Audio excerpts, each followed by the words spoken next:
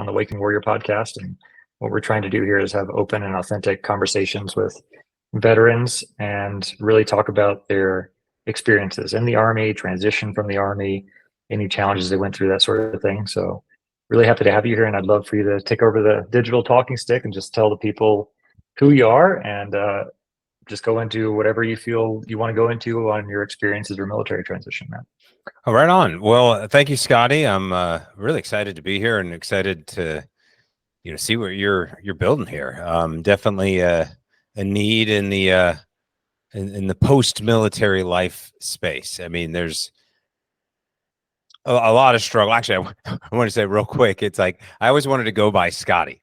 And Really? so yeah. But I never did. And or nobody, it's not a thing you go by. You get called something, right? And you get a nickname or whatever in the military. My last name's Tucker. So from the beginning, actually, this is kind of a funny way to start into it. From the beginning, when I got to West Point, I was just always known as Fucker. I mean, not by everybody, but by my close company mates. We didn't scramble. We stayed in our same company for 4 years. So we got neither did we. Okay, cool. So yeah, we got pretty close. And sure, we went to West Point and I graduated. So somehow I followed the rules, but I always kind of felt out of place, in the sense that I was always a bit of a joker.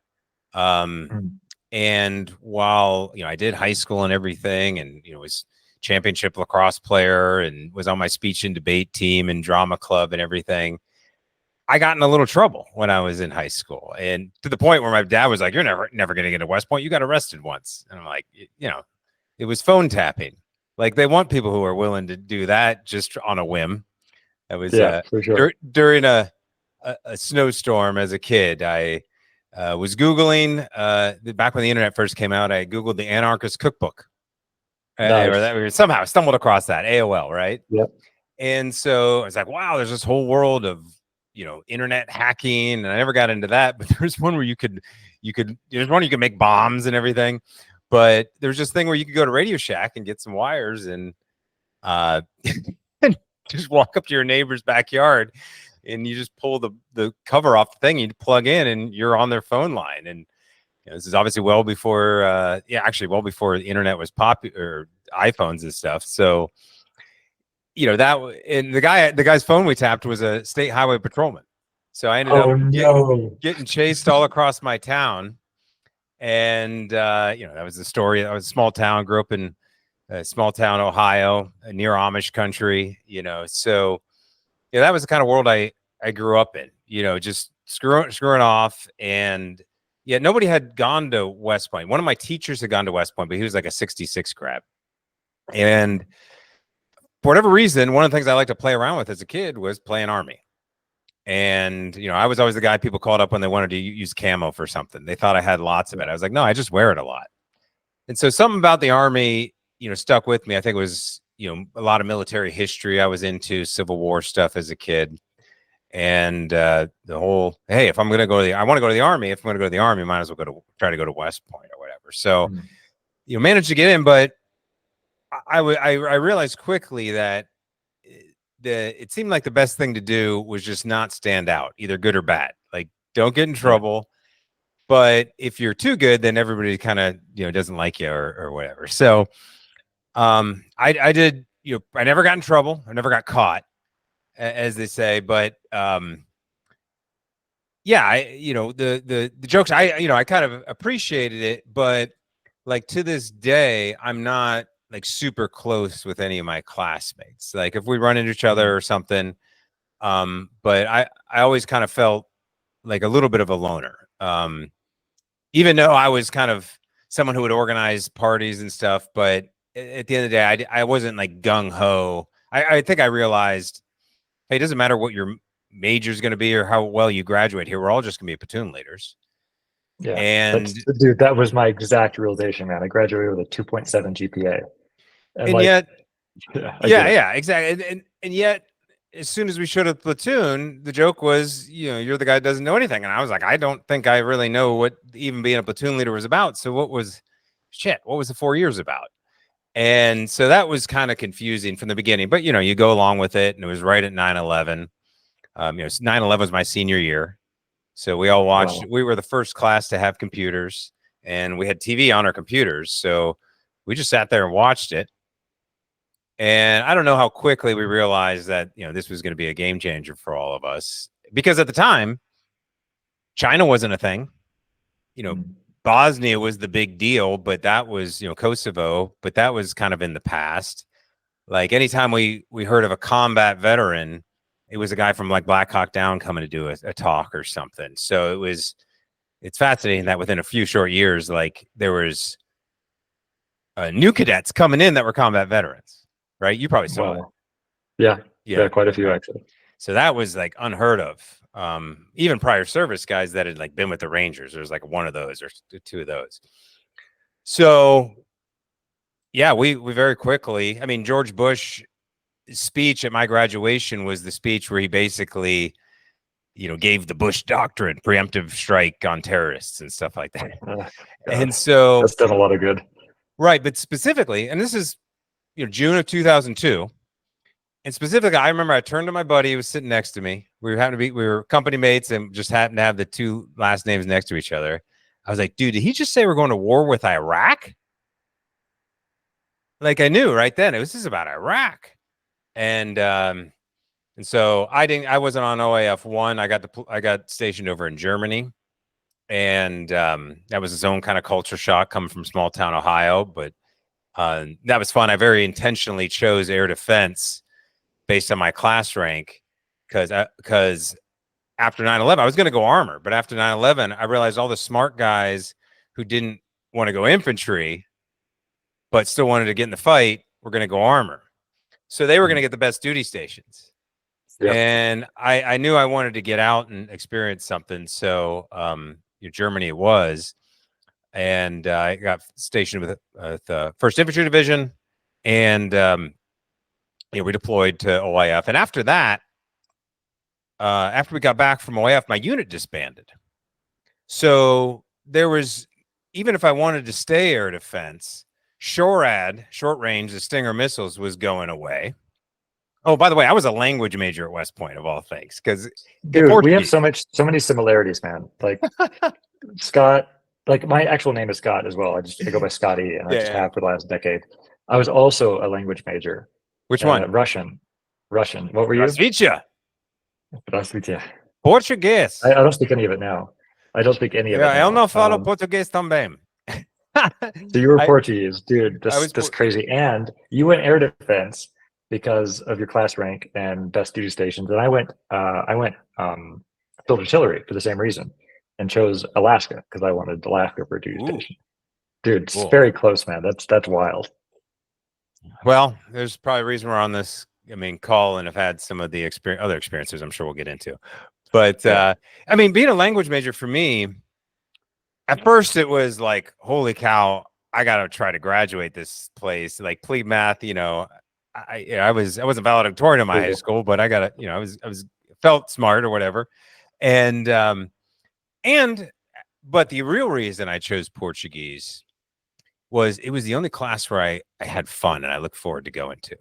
Like my professor, Colonel Barros, was, anyways, he just outside the box. And the way he talked about Brazil and the experience and, the importance in the military of being a liaison officer and like all the cool experiences you can have for that. I was like, oh, I think that's where I'd be more useful than even being a platoon leader. Right.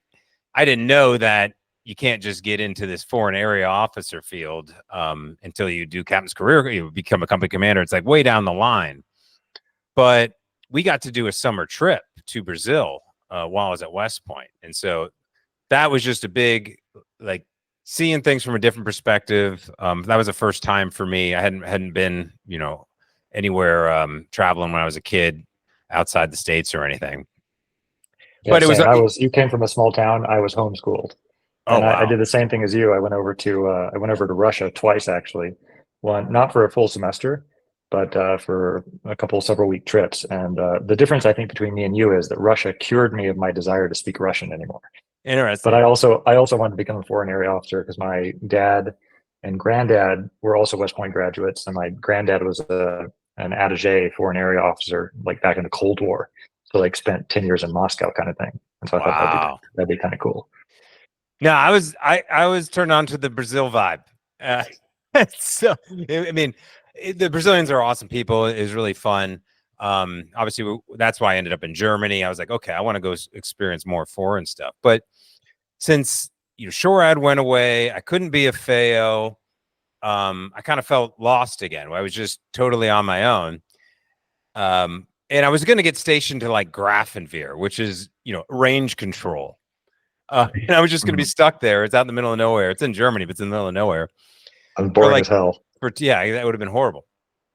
But my company or Battalion XO liked me, and he hooked me up to be a liaison officer with a fighter wing in Spangdahlem, Germany. So I got to I was the Army guy for a whole fighter wing. And when we deployed, I was basically briefing the pilots on what the ground guys were doing, type thing. This is like the opposite of like what's the guy, the Air Force guy that's kind of like a fire support officer, but JTAC. Yeah. It's like the opposite of a JTAC, basically. Yeah, very much the opposite. I'm in the office, air conditioning, LUD. It's not downrange like those guys are. But so that was an interesting experience to see how the Air Force worked. And my joke was always, well, shit, I went to the wrong academy. I should have gone to the Air Force Academy. This is awesome. How they live. But no, I learned to respect the Air Force in a completely different way. No more jokes about the chair force. It was like, oh, they're good at what they do. And then while I was there, I met a German opera singer on a train. And that kind of changed my whole trajectory, because I soon realized there's no opera singing at Fort Bragg. And, I couldn't be a FAO. There's a way to, there's a lot of Americans just stay in Germany, marry Germans and stuff. So it wasn't like a weird thing. So I was like, all right, getting out of the Army, no plan whatsoever. Just figured, hey, people get out and something works out. And I made the decision while I was still with the Air Force, but at that time, everybody was trying to get out of the Army, and they were having retention problems. So 2006. 2006. Yeah. So they were looking to, have the briefing slides look better to the Pentagon, I'm assuming, because when my detailer, I already had my paperwork in and everything. I was good to go. And the detailer called me up and says, hey, is there anything you'd want to do? I said, well, send me to Stuttgart. That's where the opera singer lived. And they're like, cool, no problem. So then I get dropped at headquarters Yukon, which is like the Pentagon for Germany. It's a bunch of 05s, 06s around. At the time, I'm scared to death of, anything of that kind of rank. And I had to wait 6 months, just go into a cubicle to get my security clearance before they could have me even do anything. And then they dropped me in the knowledge management office, which was a completely new department, completely new thing. Nobody knew what it was. Nobody respected us. We didn't exactly know what we were doing. But yet again, I had just kind of a completely outside the traditional trajectory experience. One, I was in a major headquarters. I'm doing knowledge management. Once you really get into knowledge management, it's really cool. It's okay. Just sound exciting. Yeah, it's it's essentially what's happening anyways, just with aggregation and it's so you don't lose warfighting power. I mean, from the command's perspective, don't lose warfighting power just because a guy PCSs. Yeah. At the information level. But of course, it turns into just meetings and working groups and stuff. I was only there for about a year and a half. But during that year and a half, all I saw were 05s and 06s stressed out beyond belief, just making up things to do, working crazy hours, then making everybody else work crazy hours, stuck in this, skiff, which is boxed off all day. We'd come in, in Germany, it's northern latitude or higher north latitude. So it gets dark, a lot quicker at night. So people come in the dark, be in the building all day, leave in the dark. Just not a healthy environment. At the time, the military is getting rid of even the food court. No, not the food court, the mess hall. And so the only thing on base was food court stuff. So it's just like the whole environment, didn't seem attractive. And I'm kind of glad I saw that, the high levels, because basically these guys were scared to death of their own transition, and they were hoping to figured out what do your future was going to be. work, to figure out, what they wanted to do next. And instead they'd lecture me. And like, as I was getting out, I stayed in the reserve. So I had a colonel lecturing me about my reserve career. Like, you need to be doing this for your career. I was like, my career? I just got out of the Army. So at that point, I had gotten recruited by another West Point grad into the financial advisory, financial planning space over in Germany. And I didn't know anything about that. Just, all right, job. Hey, you get to be independent, self-employed, more or less. And yeah, you just find clients. And, that was basically my my knowledge of what this thing was. But I was stuck. There was really no options for me to be able to stay in Germany, for the opera singer thing. And 2 years into that, I hadn't made any money. Opera singer dumped me. Oh, no. I was basically on my last dollar. And I had, in those 2 years, I was with a certified financial planner with 30 years in the business. And he had no idea how to get in new clients. He just had a lot of old clients he'd picked up years and years ago. And he brought me in for like fresh blood. And we would sponsor golf tournaments. And I'd just stand there on the first tee with a gift certificate giveaway. I mean, embarrassing. I have to pay $2,000 to be able to do that for maybe 80 golfers. And you get a client here and there. But while I was sitting in the office, because I'd go in, I'd wear a business suit thinking you got to dress up. We go to the office off base. I'd sit there all day with this guy, and he wasn't bringing clients in, or even if he did, he didn't like use that opportunity to train me, very often. So, I decided so I would spend all day just kind of Googling financial planning. Like, all right, what is this industry? How do you do it and stuff? And that's not how you get successful in this industry. You got to learn sales and marketing skills. Yeah. Not be a better financial advisor. Quite frankly, you don't need financial advisors for the most part these days, but maybe that's another topic. But I stumbled into a book, a random book called Tax-Free Retirement. And it's just taught this whole other perspective on, financial planning, investments and all that kind of stuff. And it made sense to me. I was like, none of these other experts, whether it's online or the people in my firm, even the top millionaires in our firm, nobody was talking about this. And I wasn't having success the old way. So I just threw it on a credit card. And luckily there was the only direct flight to the States from Stuttgart was to Atlanta. And that's where this guy was hosting a conference. So I just flew back for a weekend. And because I went, the guy gave me 100 copies of his book. So just hand it out to clients or potential people. And a friend of mine had broke her leg in a skiing accident. And I, went to visit her in the hospital and I gave her the book. Sure enough, she called me up and was like, yeah, hey, I like that. Let's do that. And no joke, 15 years later, just this last couple week, we just did a whole nother, deal on her. It's like my very first client I did this strategy with has actually 15 years later become the thing that I've created. It's very, what I've been working on for years, trying to learn business, marketing, branding. But it's like, oh, that all started back there, and it's just cool. It just happens to be in the last month or so, that same client, was like, yeah, that worked out exactly like we thought. And now we can upgrade it because she's now retiring, getting her pension and, lining up her own thing. Still in Germany, by the way, ironically. But anyways, that's kind of, how I stumbled into what I do now. I'll pause there.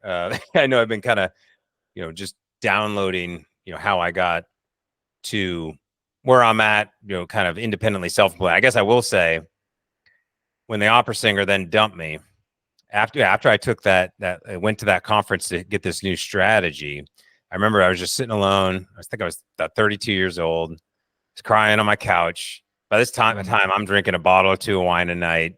Germany, so I'm smoking a pack of cigs. That habit took me a while to get rid of, but I just said, "Hey, Scott, I don't know what you're looking for, but you have permission to go find it." Mm. And that's just kind of become my theme over the years, as because the business I'm in is essentially when people get out of the military, mostly people retiring from the military, so they've done at least 20 years. Yeah, they need some financial insurance stuff. That's what I do, but not really. They just got something in the way that, oh crap, I got to solve this. Scott Tucker happens to be the guy who's good at solving that now. But what they're really focused on and what they tell me is they say, Scott, I don't know what I want to do when I grow up. Yeah. And these are guys in their 40s, even 50s, 06s and admirals and stuff. And that's fair. They've been deployed, obviously trying to do their careers. And the negative effects of this, yes, there's financial negative effects. And, I was one of those too. I didn't have any pension or job lined up, or at the time I hadn't done my VA disability. And, I had to, figure it out. And I'm still figuring it out. Trust me. It's a, small business is a long road, but you get time freedom. So that's kind of the trade-off.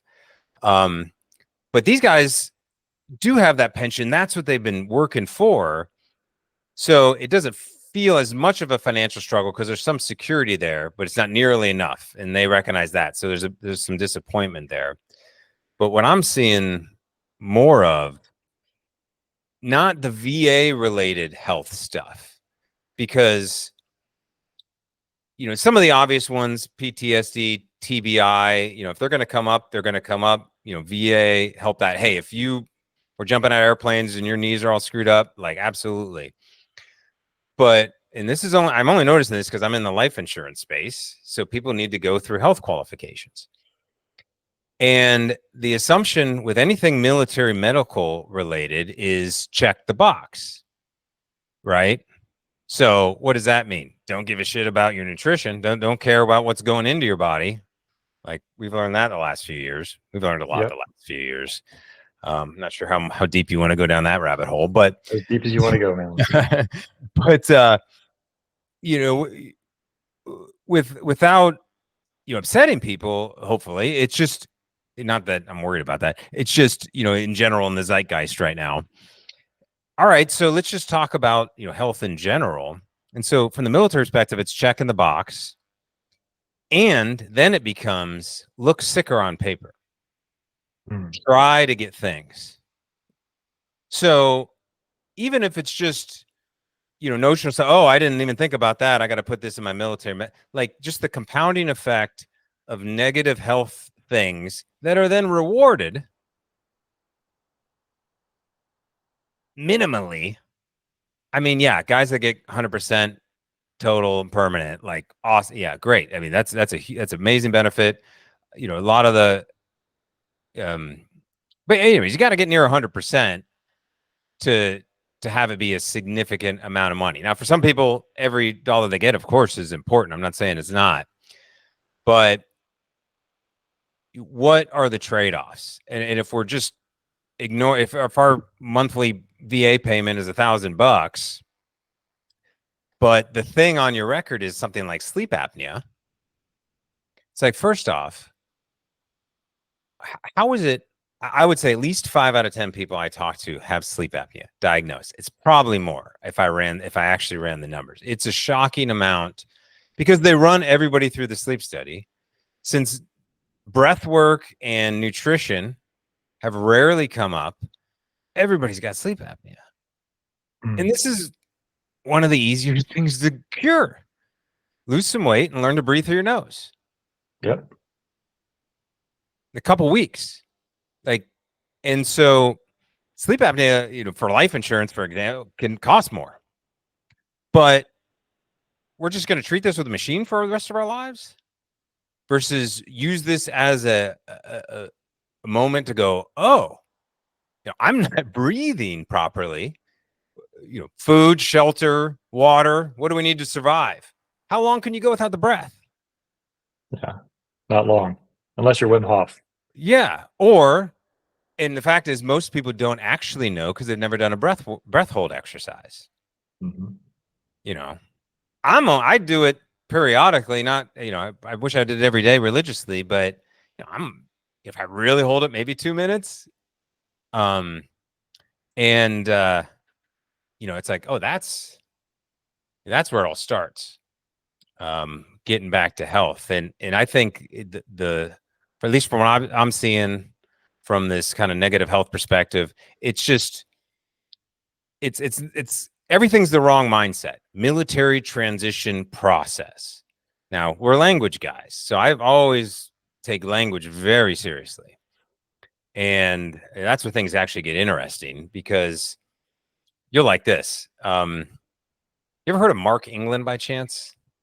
He has No, a I'll look him up. he has a program called Procabulary. I wonder if he's still doing it. I saw a YouTube video of him once. It was called The Cosmic Giggle. It was just kind of one of those old school documentary styles, poorly filmed and everything. But they were interviewing him, and he said, "What do you think of when you hear the word abracadabra? What do you think of? Oh, Magic, magic. right? Yeah. Magic. Poof, there it is. Well, abracadabra is actually an Aramaic word, the language of the Bible, and what it means is translated is I think, therefore I create, or I speak, therefore I influence, or speak, Mhm. therefore I create, or speak, therefore basically that, thoughts create our reality, basically, because words create our thoughts, thoughts create our reality. Like any invention you think of, somebody had to think of it first. The only way they could think of it was language, some form of language inside their head. So, yeah, I took that very seriously. So I always think of military transition process describing the act of leaving the military. So the first word is military, and that military is a group word. It's like you're in the entire military. So now the transition process, you're still part of the group when that's Mm. literally Yep. not what you're supposed to be doing. So you're feeling like, all right, I'm getting out of the military, but I got to go do their version of it. Like, what? No, not at all. Yeah. But of course, the reason that's in place is because everybody's afraid about veterans not getting jobs, and then Congress probably created a law, and then here we are. And not only are there military transition programs everywhere, there's thousands of nonprofits. Everybody wants to help. That's a good thing, of course. But let's go back to the language. Transition. We could look up the synonyms of it. It's change, it's uncertainty. And then process, like I'm getting out of the military. It's time to stop following orders. Not that you're not going to have a job and an employer and all that, but at this moment, if we talk about, there's no such thing as, Eckhart Tolle, power of now. Like this Yep. is the only thing that actually matters. Future doesn't exist. Past doesn't exist. It does not matter. There might be thoughts from your experiences that come up that might be useful, but it's not there. Like this is an opportunity. You're getting out of the military, say, aha, uniform off. I get to recreate my identity. And, the obvious thing is most people's identity is I was this rank in the military, or I did this in the military. And so therefore, how do I translate those skill sets to the civilian workforce? And there's no such thing. Mm. And unless you just want to still feel like you're in the military. And for a lot of people, that's fine. But for me, I wanted, the idea of, being self-employed or just independent was attractive to me, but there was no plan or path or recommendation to how to do that, let alone the whole find yourself type thing. So it took me, because once I was in the financial firm, that felt a lot like the military, a lot of rules and regulations. And now you're responsible, of course, for people's money. Technically, you're actually not, but that's what it feels like. And so you're super stressed, way more stressful. And then you're alone. I was just in my office alone all day, hoping to meet with a client, but that's, even if everything's friendly, it feels adversarial. And and then at the end of the day, nobody was ever happy because they always had to go back to work. And then the worst part of what happens is divorces start showing up. Whether it's, client you've been working for you for years, and then they get divorced, and it's just like, whoa, whoa, whoa, whoa. I did not expect to be some, divorce counseling in a way, because they're calling you up asking about accounts and stuff. And then even worse, I've had 4 people in the last year, military retirees, get the retirement paperwork, and then shortly after, sometimes the same day, get divorce paperwork that they weren't expecting. I call it the surprise divorce. So it's like everybody's going to have their own unique version of this, kind of mindfuck identity shift. Unless if there are people like us that are just like, I don't know what I want yet. I don't know what I want to do when I grow up, but I want to mix it up. I want to see what's out there. But if we're not willing to go actually look, and I mean, that takes everybody's own journey, but it's first identifying the uniqueness of your situation instead of just saying, hey, I'm a military retiree like everybody else. Call your buddy up who retired the year before. What'd you do about this? What'd you do about that? And that's obviously what kind of tends to happen. Then everybody wants to give their tips and advice. Oh, here's what I did. You should do this. It's like, guys, we got to realize we're not in the unit anymore. This is about, individualization. To an extent, like that's the opportunity. The opportunity is really to participate in our society again. Because I think we haven't been. When you're active duty, you're on bases, you're deployed, you're respected by the community and everything. But even, I live in a military town right now. I don't interact with the people walking around in uniform. So we all know there's always been that separation. And, if we stay in government or stay in contracting just because that's the easier button and the paycheck seems high, it's actually not.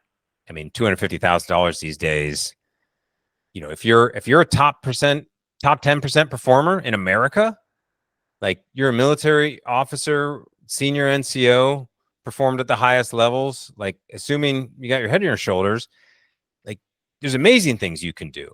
And my argument is we need you right now.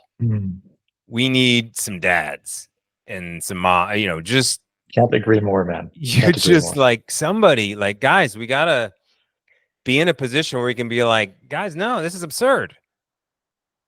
But if there's not enough of us because we don't feel confident enough financially or in our mental space and identity or health wise, like you kind of need all 3. Yeah. Because there's a great, Venn diagram I put together. Well, I'm not going to claim it's great, but it was useful for me.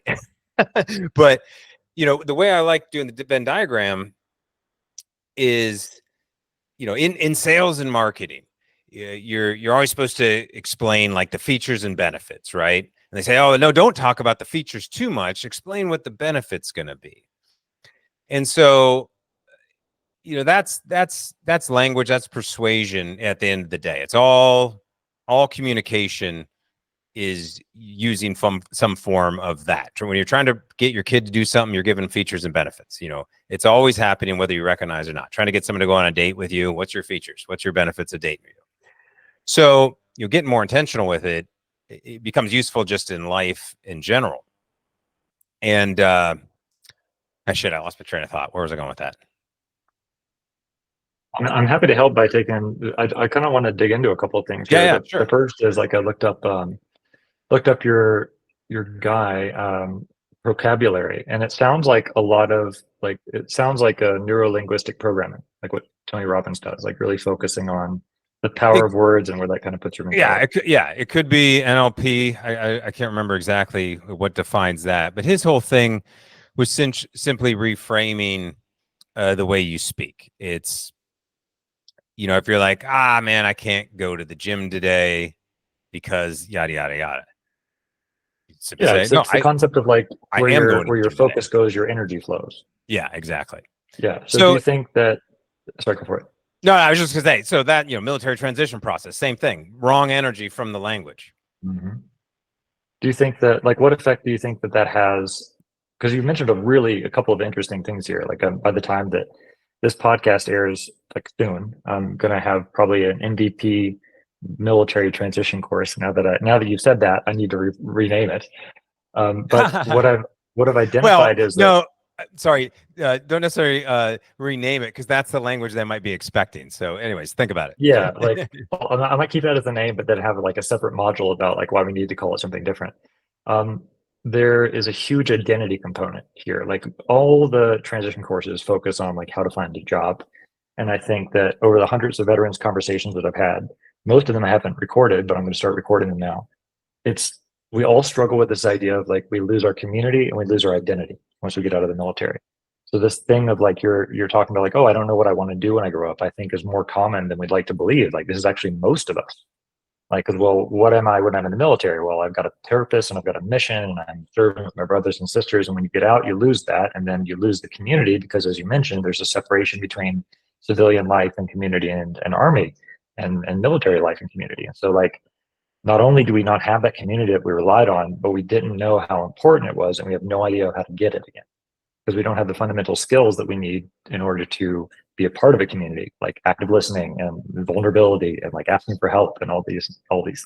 So I think this is actually a huge problem. And I think that what you're kind of getting at is that when you help your clients with their transition process, it's actually much less about the financial component than you thought it was. Yeah, because honestly, the financial part of it is Googleable. Sometimes you need particular access to things, and that might mean knowledge or licenses or whatever. But I encourage people to, educate and stuff. And again, it's all about control, right? The more control you have over the various aspects of your life, then the more that you start to relate, I think, with, oh, I'm an individual. I'm not attached to that. Maybe I do get the VA disability benefit for whatever reason, but am I attached to the VA? Do I owe that, this, oh, I got to go in for my checkup? Like, really? Is taking more medications helping? Is it making you sicker? Like, is anybody addressing this stuff? I don't want to bash on the VA. That's not the point. But, you know, until you recognize first that we have the permission to have your own identity, and in a way you must, and it helps with, the job finding thing anyways, when you're more authentic. It's really about authenticity. Not that you weren't in uniform, you just weren't. You technically aren't allowed to be. It just, you can't even fathom unless you explore for it. And I think the first step is just remembering what you like to do in high school.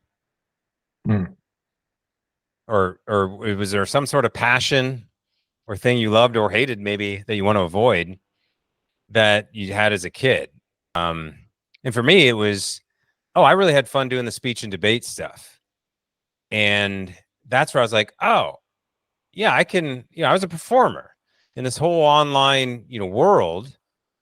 Oh, it's just speaking, it happens to be cameras and microphones and stuff, but that's a skill set / talent. Any talent can be a skill set improved upon. It's like, that's what we need to be doing to solve our identity. Instead of having a goal of accomplishing something, we just need to build systems and talent stacks. And this is right out of Scott Adams' book. Scott Adams, How to Fail at Everything and Still right out of Big. Scott I've read Adams' that like book 5 times. And it's just like, okay, or reframe everything. Like, I'm too, I can't sleep. He always uses this one. I'm not sleeping well. No, I didn't work out enough that day, or for example. And anyway, so all that kind of stuff made sense to me. It's like, oh, that's what coming out of the military, to build your identity, we need to build our talent stack or skill sets that aren't PMP or the obvious things. Those are check the box things. If you need that for the job, hey, go get the thing. But it's not a skill set. A skill set is a differentiator. What makes you uniquely valuable? And if we don't know, and if it's just what I think this resume is going to be for this job, awesome. It'll get you a great job. no resume is ever going to get your identity if you're seeking it. Mm. If you're seeking it. Now, you can write your own So how do story. you That's another tactic. like walk a service member that's thinking about a transition or currently in one, or sometimes in a long transition process. Like sometimes the VA at least has described the danger zone as like 2 to 5 years out of the military. Like if you're going to commit suicide and you're in your transition, it's probably going to happen between years 2 and 5. So if like there's somebody that's either in that transition or thinking about it, walk that member through what they need to do the things that you're telling them to do, like finding that identity, finding their passions. Like what can they do? I'm not going to claim to have any sort of methodology or anything. And specifically when it comes to you're solving the guys that are really struggling and end up with the suicide, that those 2 to 5 years, I don't claim any sort of expertise or knowledge there. I guess the way I like to think about it, if we're going to think about this whole identity thing, and I got to find a job, or maybe I want to start a business or whatever, I need to do networking. It's like, if we don't have I'm going to miss the camaraderie, of my friends and stuff. Like, guess what? You're going to have to build one. And that's it. You're going to have to create your own unit of people you surround yourself with. Because sadly, if we just keep hanging out with our own buddies, we're going to keep getting the same results. Mm. So if we're going to a bunch of veterans organizations that are bringing a lot of the same people with the same problems together, and yes, they got expert counselors and stuff, and go to that and take it for what it's worth.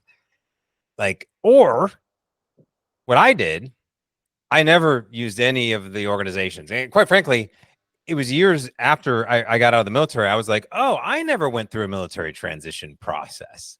I was like, this is why I'm so lost. I guess I assumed I missed out on some magic in that process. But so what I did instead is I did what I call compounding curiosity. I got online, because obviously that's the world we're in right now. And I learned about the idea of personal branding. And actually, this was in San Diego. After the opera singer dumped me, it took me 3 years, but I finally moved back to the States.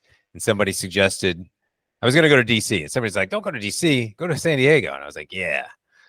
So that's how I ended up back in the States. But the cool thing about San Diego was there's lots of entrepreneurship vibes going on. And I ended up at one of those big Tony Robbins style, not Tony Robbins, still like 1,000 people jumping around, hugging each other. But for 4 days, this guy spoke. And he had a whole program. Like the first day was on physiology, and he would talk about the body and stuff. And then he would talk about productivity, and then on and on. So he had a different thing for each day. And it was, there was a marketing day and everything. He just basically explained how he became this multimillionaire selling his knowledge online. And, all those gurus, you love them or hate them, coaches and stuff. I think what's valuable in them is they show a way. They show like what can be done. And I just thought, why? I mean, this guy's dancing on stage for 1,000 people. I was like, why couldn't I just do this for military people? Now, I don't want to be in front of 1,000 people dancing on a stage, but it's like, oh, he sharing useful information. Everybody finds this valuable. A lot of it is quick tips, actionable things you can do like right away, versus, some grand. This is what I hate about financial planning. It's always about 30 years later. Don't worry, it's going to work out. It's like, we have no idea. Why is this considered okay, the norm in the entire industry, when most people are just kind of like, oh, I just want to be done with this working thing so I can get on with it. And, going to this conference and seeing this guy dance around for 4 days was just like, there's another world out here. And then I started finding a lot of veterans who are doing, successful businesses. Of course, I was focusing on the online space because I was sitting at home alone. So it's easier that way. But, that's when I realized this whole, the information space is, all right, this is what I can do. I can just, I can try to find a problem that, people need solved. That's what entrepreneurship is. I know military retirees have a unique problem around, some financial questions, and I can solve them uniquely. So I just need to make myself become the most well known for that. And that, is how I started writing books and blogging and video and stuff. But it was just, I didn't know it was going to go that route. And it took me years of trial and error. And I don't, and because I was doubting myself the whole time, I was always doubting my identity. I'm not a good financial advisor, or I should have been better doing something better coming out of West Point.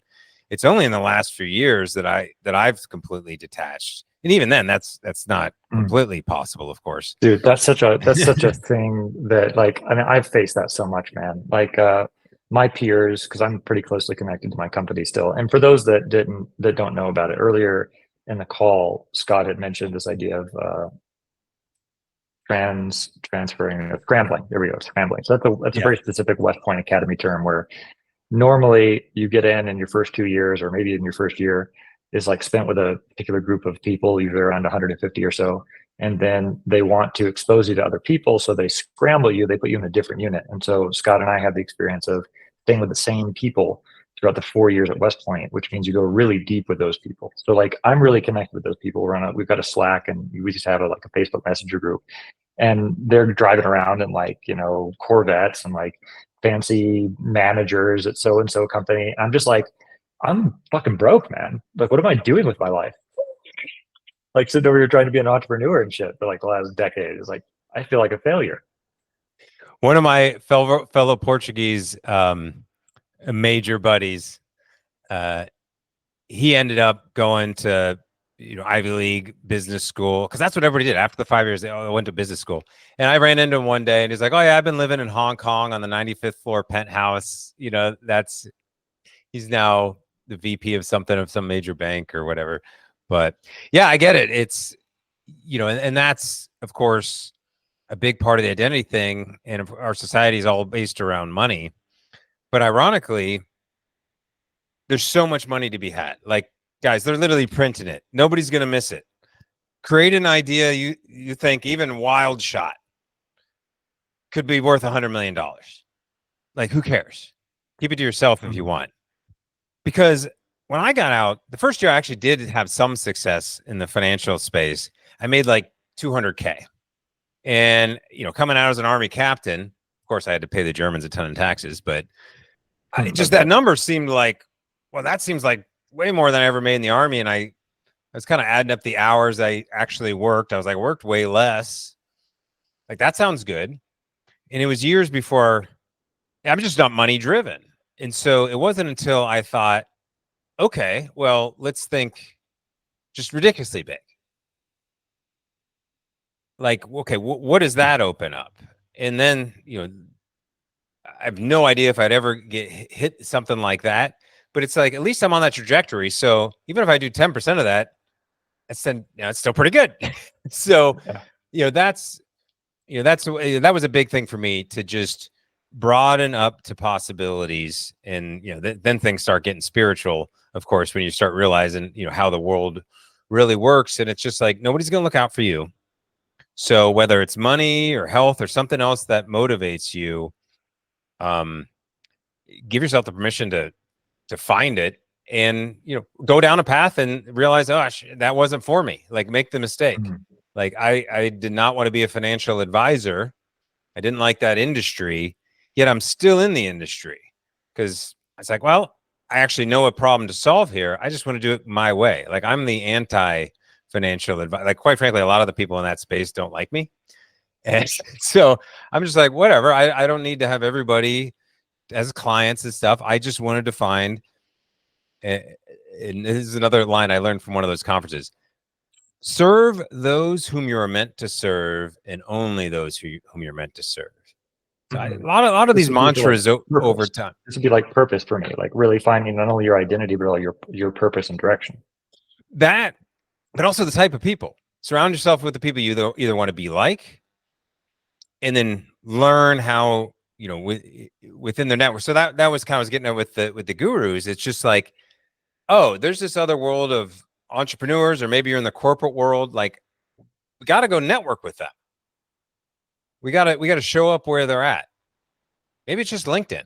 LinkedIn I wouldn't say it's easy, but if you learn the skill set, then you can network with a lot of people. It won't be everybody, but you can also just go to these conferences and meet these people in person. And so it's really simple to expand your network at the right time. And that's where you just start learning about the other possibilities. I think going to conferences is kind of something, not military conferences, not military transition conferences, not job fairs, but just some other topic. Obviously, if it's in the personal branding or online marketing space, yes, it's going to be business related, but these are all modern skill sets. There's no college degrees for this stuff. There just isn't, but this is how people are going to be communicating. So, why not use it to your advantage? And in the process, you're going to be able to quickly, this is a great thing about the online space, is you can test everything quickly. Whether it's a networking opportunity. All right, let me ping this guy on LinkedIn. He didn't respond. All right, that didn't work. Okay, you learned something. Got on a call. I didn't really get anything out of that type of person. So you start to really learn those whom you're meant to serve, those who you want to be around. Also, who do you want to attract to you? If you're attracting a lot of people to you that are going to waste your time, that doesn't help your agenda. Quite frankly, everybody else is going to have their own agenda with your time. And we're so used to in the military just giving that up. Yeah. It's a bit more selfless in the military.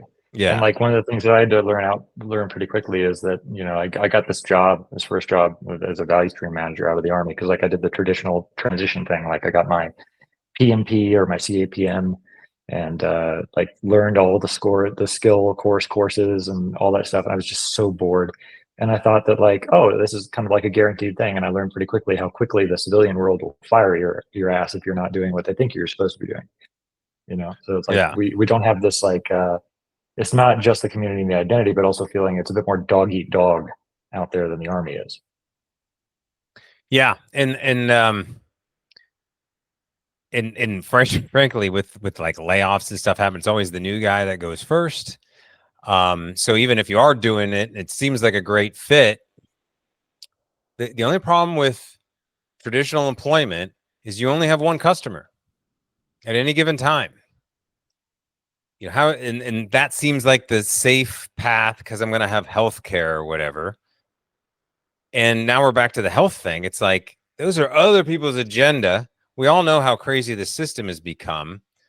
Nobody knows your health. And even if they take your readings and compare, you're just comparing you to averages. What averages? Amongst the whole population? That's ridiculous. You should be compared to averages of your own health biomarkers if you're going to even do that. So, anyways, that's where, I guess, see a lot of struggle, when it comes to the financial part of it. Dude, I love that, man. I think that's going to be very useful for people that are in this process and thinking about doing things on their own. So just kind of summarize some of the things that you mentioned that I think are really valuable points. When you get out of the military, like think about yourself and where you want to go and give yourself permission to do whatever you want to do. That's like one of the first things I pulled out of that. And in that process, it requires you to think what makes you really uniquely valuable. And in order to uncover that, it can be useful to discover or think about the things that you liked before you were in the military, like in high school. And if that fails, maybe what you didn't like as a way of sort of finding your way into what you might like based on what you didn't, what you're trying to avoid. And then it could take you years, and probably will, with trial and error to find out what actually resonates with you. So during that process, don't compare yourself to people that you might know or that you went to school with or you served in the Army with. Like, don't compare yourself as a way of saying, oh, I'm not up to this point, so therefore I'm doing shitty.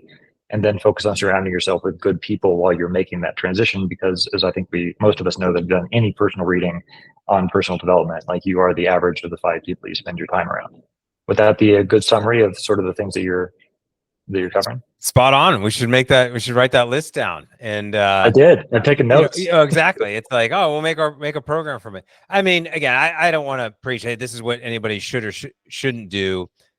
I always say, this is when I wrote my first book. I don't think anybody's even read it. I'm not even worried about it. It was just, I needed to get stuff out of my head. And I wrote to myself what I wish somebody had mentioned. Right. And so there's a lot of stuff out there like that. And I think Anybody who writes a book like that, even, or a blog post or starts a newsletter, they're doing it for themselves, and that's okay. Like, we got to download stuff sometimes. We got to download a lot of this military experience.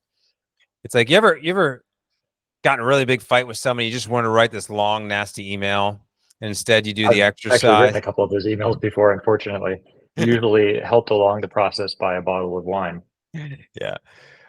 Luckily, I had a coach once who was like, write the letter, handwrite it though, and then go burn it. One of those burn things, it, or right? And it's just like, all right. And so, years later, I dropped that animosity. Well, anyways, I dropped any need to confront it. And still annoyed with the whole situation, of course, but it's just, at some point, how much time do we got left? How much energy do we got left? And I just like to, all right, learn the lesson, move forward. Like, that's where we can go. We can do the after action reviews and stuff a little bit, but there's not time to just stick around. So that's where, when we're thinking about the things you do like or don't like whittle it down. So you have, I gave myself the permission not to follow orders anymore. I didn't want to have a boss. Like, that was a freaking, I wanted to be flexible and mobile. I've lived in like 8 places in the last, few years. It's just, I wanted that freedom. So anyways, that's what was important for my life. Other people, it's going to be family and stuff.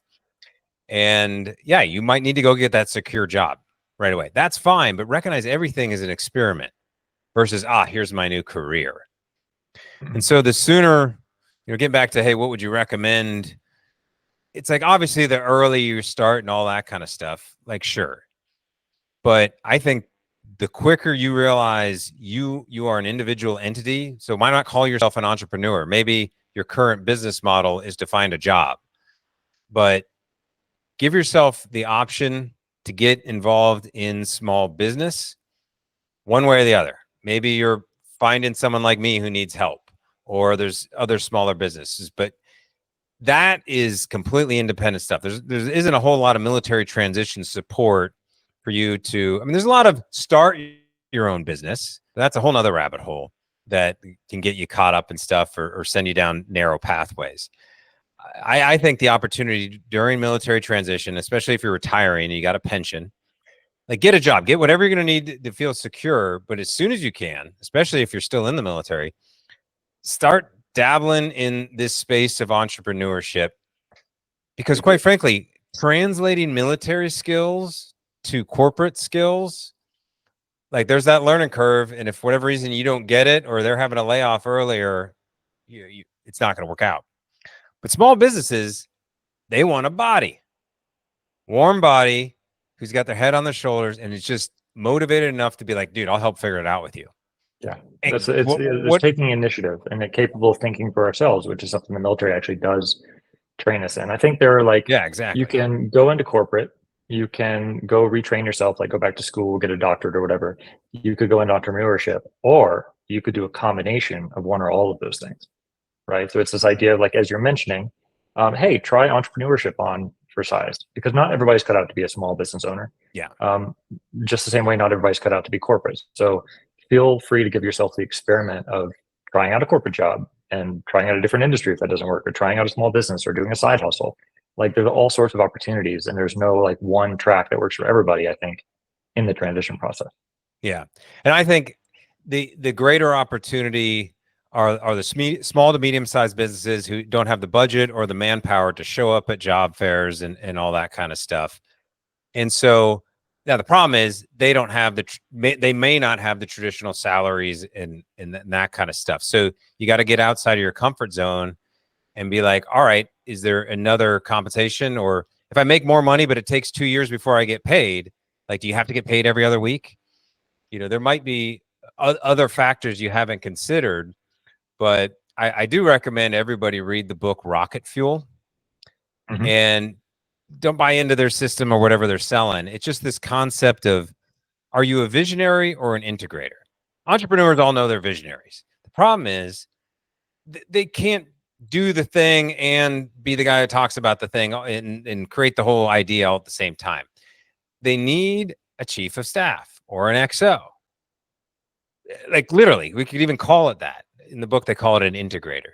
You see someone who's just going to come in, get whatever metrics are involved, can lead a team if need be, can organize, project manage if need. I don't need PMPs. I don't need resumes if someone wants to, come help me out with something like that. I'm sure there's thousands and tens of thousands, if not more, of entrepreneurs, and they're all right on LinkedIn. But if we're on there expecting talent acquisition or recruiter just to come shepherd me along, we're just missing that whole world that was never as easy as it is today. Yeah, I agree, man. So I'd love for you to talk about like what you're doing now with veterans and who you might be able to help, because it sounds like there's a financial aspect to it and also kind of a general how to transition well or how to forge your identity. I think you've got a lot to offer. So I'd love for you to take the stage and tell people what you're up to and how you might help them and who might you want to be talking to. Yeah, man. I mean, my passion project, and I don't have anything like set. My wife and I are working on an idea, maybe like a website or something, but I really want to help people go through, the kind of dramatic life formation, transformation that they need. If they recognize I need a reset, like that's my passion. I don't charge anything, but I would help anybody who is dead serious about doing a full life reset and because I went through it myself, and the big things. Yeah, I went down to shaman and all that kind of stuff. But for me, I lost 110 pounds in 9 months. Once Wow. I flipped a couple of things, and that at the exact same time stopped it all happened immediately. Like any desire to drink or smoke, I haven't done any of that in years, and a couple of years. And it's just fascinating how breathing better. I had sleep apnea, that went away. A number of other things went away, and just all of that just allowed me to be free and finally feel confident in myself again, and just what I'm trying to do. And what we're currently doing from a business is we help military retirees when they're getting out, and there's a couple big financial questions they tend to have right at retirement. And of course they wish they would have learned about this earlier, but usually they're finding out about it later. So it's when they get their pension, there's a survivor benefit component, and they find out at the last moment there's a cost involved, and they're like, wait a minute, start doing the math on, well, what are the chances my spouse would get into this? How much do I have to pay in for it? And for like in 06, it could be $300,000. Like if they don't die, if they live like a long time, they're just paying a huge chunk into it. And if for whatever reason the spouse passes away first, they don't get anything back, can't leave it to kids and stuff. So a lot of people just don't like that. And there's life insurance as an alternative. I've designed a very customized strategy for that problem. And so that's kind of our main, shtick. Like I said, we solve a unique problem. And that way, if people have other financial advisors, other things they do on their own, we're not like competing in that space. We're just experts, and we can consult with any professional that works with, these types of people to help their folks out. Because quite honestly, this ends up being a uniquely stressful problem right at military retirement, because it's like, all right, I'm getting out, I got to focus on a job, I got to replace my income, I'm getting my pension. Wait, there's a survival. Oh yeah, what if something happens to me? You're saying, my spouse only gets so much or wouldn't get anything unless I set this up. Like, so now they're stressed about their family and a major financial decision. And now if they don't want to do it, they have to go do life insurance. So now it's a health thing right when they're in the middle of trying to get their jobs and stuff. And of course, they have to make the decision the day before they get out of the military. Otherwise, they're stuck in it. So, and what a lot of military people do, of course, is now all of a sudden they learn about this problem. They try to educate themselves on all of it. So I've written a book, made a bunch of videos and stuff. And we'll basically just walk people through the process of, hey, here's how you know whether or not to make the decision one way or the other. And then if you want to do an alternative, if you want to do ours, then, here's our solution for you. But that's kind of, where we've been the most useful, and get accolades or whatever, people saying, well, really appreciating what we do, to help them solve that problem easier. Unfortunately, none of it's a, quick process. Like all this stuff ends up just kind of muddling together. It's just, the the space I found myself in. But I enjoy that aspect of this business. But I always joke, it's not like I want to be the life insurance guy. And I think a lot of my clients, a lot of people that know me don't think of me that way. Like I'm glad that I'm not considered Scott the financial planner, anymore. I'm just, Scott, yeah, he's got this thing he does. So it's like, okay, cool. That because I want to stay mobile in my identity as well.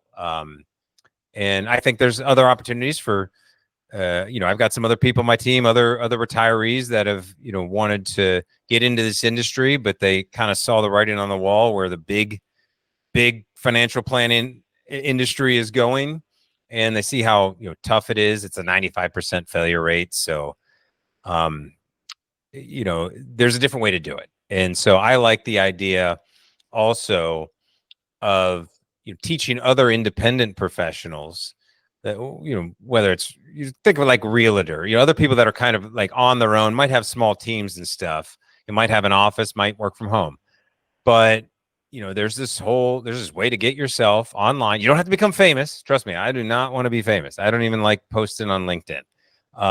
Because I get it. That just gets weird. But I think there's ways to do it to just attract, again, those who you're meant to serve. And, that's just networking in general. And we just all need to be doing it. And the better we all are at doing it, the better it works for us. It's like the problem with LinkedIn right now is how many financial advisor messages do you get pinged every day? A bazillion. Right? I mean, guys, you ruin it for all of us, that kind of thing. And so that's just going to happen. That's marketing, that's advertising, so, and so the same thing happens in the, how many HR managers get a stack of resumes just thrown at them? I mean, we all know that thing. They look through them all and throw them out real quick. So, the skill set is position yourself differently, and that's the opportunity. Yeah, it's all about you like not following what everybody else is doing, right? So I mean, just from that, a couple of perspectives about that on the networking thing. My first, when I lost my first job, I was homeless. Well, not homeless, but like jobless for like 6 months, and almost became homeless because I had not financially prepared well, and I was just sending out a ton of resumes, and they were just not meeting with any responses at all. And I just woke up one day, I was like, why don't I just network with the West Point community? So I went to one West Point Association of Graduation meetings, and I had a job the next week, right? I was like, and so now like I'm kind of doing that, like I'm building this community Waking Warrior based on that as well. So like you talked about the job resumes and like the HR people get 1,000 resumes. Yeah, that's true, but you can use LinkedIn. Like, okay, this is the company I want to work at.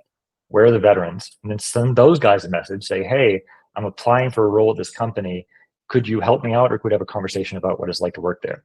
And that's how you get a job. No one tells you that. Right.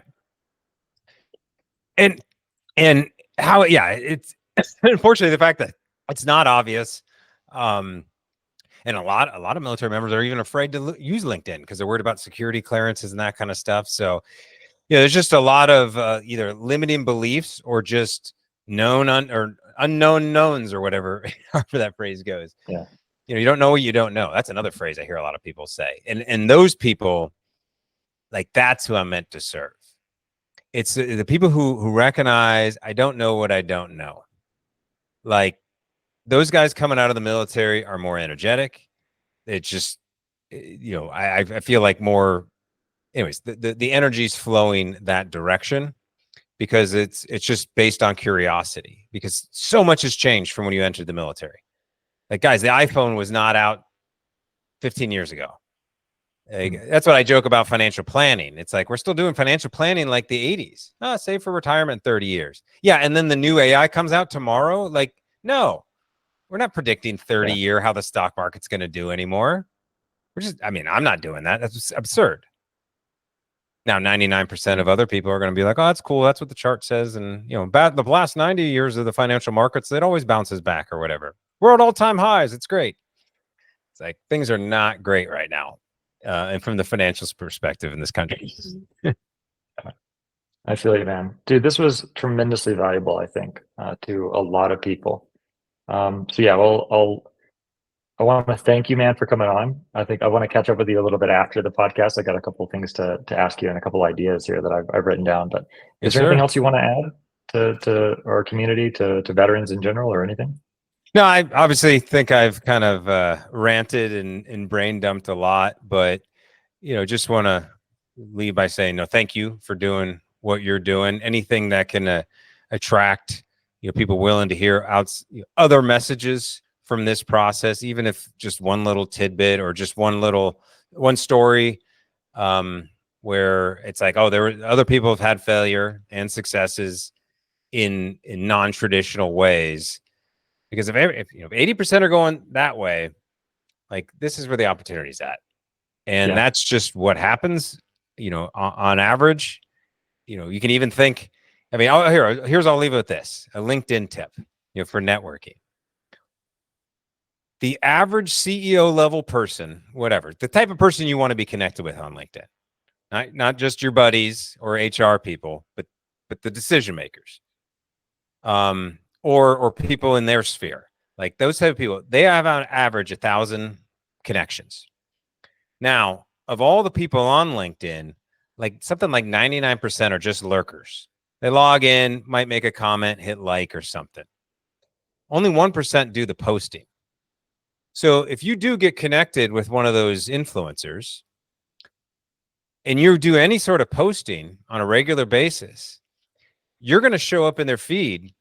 There's going to be like 10 people who show up in their feed very often. You're going to be one of them. And, you do that in aggregate, you're going to have the opportunity to just expand people's awareness of you. Does it mean you're going to be connected with them and have conversations? Not immediately, but that stuff really adds up over time. So maybe when you do reach out or somebody makes a connection, there's already this familiarity, and it just changes everything. I'm sure the way you connected with me had something to do with that. I got an introduction through Greg, and it's just kind of like, okay, we already kind of know each other. Even we obviously don't at all, but that's the advantage right now. Most people just don't take advantage of it. Yeah, I love it, man. Dude, thank you, man. I'll cut the recording and then just hang on for a couple minutes if you're up for it. Yes, sir. But thank you again, dude. And just to reiterate, the mission that I'm trying to build here is that we need voices like yours, and we need voices like, there's so many different voices and so many ways to do the transition process, the healing process, to become better people, to stop drinking or smoking, or treat your family and children better. There's so many ways to do it. And I just want to expose veterans to this idea that there are people that have struggled with these things before. You're not alone. And that no matter which way you want to solve a thing, like if you want to get out and become a financial advisor, like this is the podcast you should watch, or become an entrepreneur or whatever it is. And like, I want to have a community where we can talk about these things and have open and honest discussions, and have hundreds and hundreds or thousands of podcasts where we can say, okay, if you're a Christian and you're struggling with alcoholism, this is what you need to see, and so on. That's the idea behind this. So thank you for getting your story out there and for helping me build this vision towards a more connected community of veterans all around the world. Yes, sir. Anything I can do to help raise consciousness among veterans? I think really that's the theme of the whole thing. Identity is the theme. It's just raising consciousness.